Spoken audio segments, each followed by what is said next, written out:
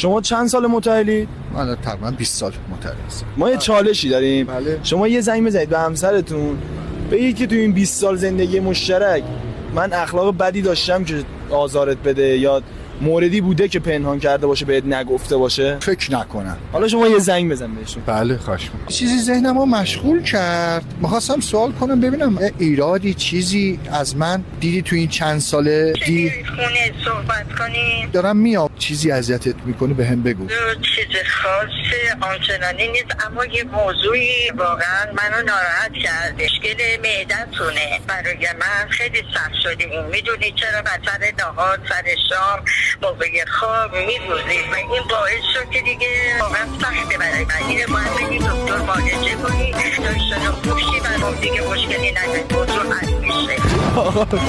من نمیدونم دیگه چی بگم. همه مرده ایرانی هست. ای بابا.